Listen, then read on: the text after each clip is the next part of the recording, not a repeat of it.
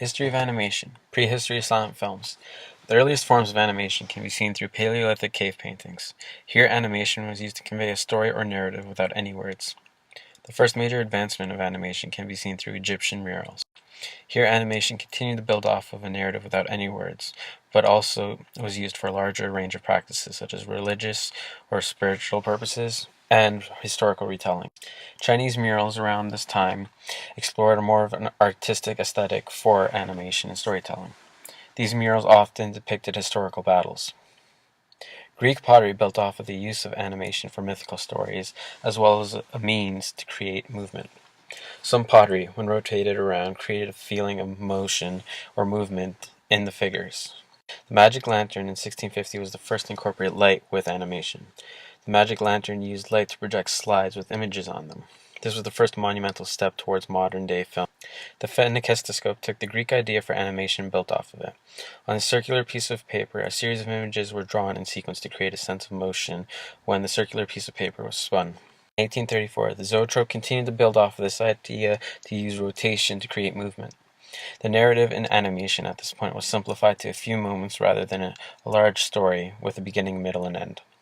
The next major progression was the flipbook in 1868. The flipbook had motion and animation as well as offering a deeper sense of detail with the ability to tell a short narrative. In the silent film era, the idea of having still images in rapid succession to create a seamless transition with a narrative began to take large steps. Stop motion became the pinnacle of animation in the late 1890s to early 1900s.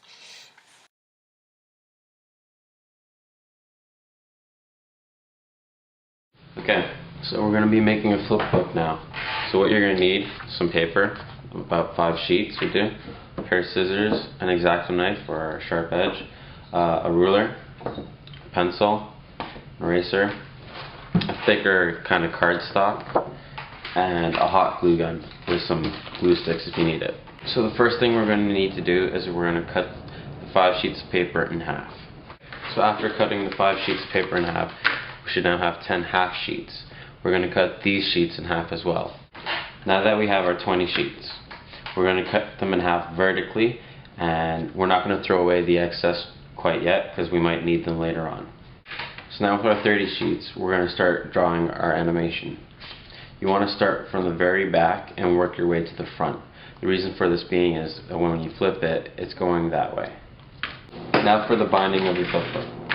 After you've made your animation and you know that you're using only half of your flip book, you want to make sure that the binding holds the spine together and can clamp down about half of the flip book. That way you can just flip through the pages. The way that we're going to do this is we're going to cut slits into the spine.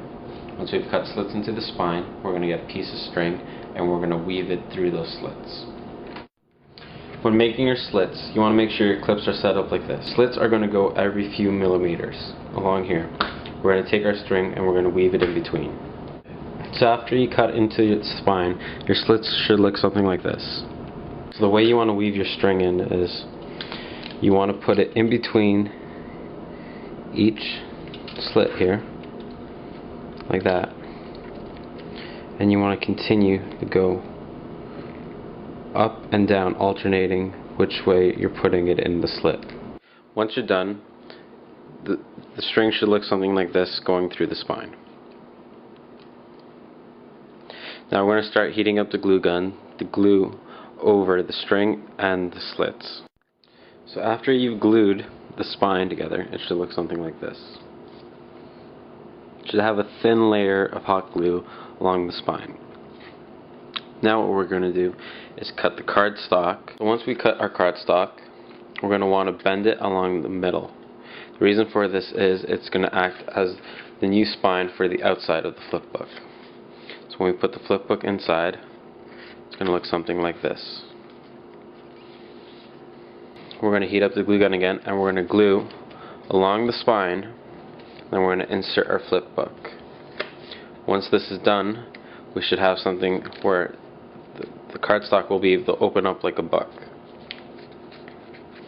After that, we're going to then hot glue gun along the middle of the flip book. After we've glue gunned the flip book and the cardstock together, you'll have something like this for the front and something like this for the back.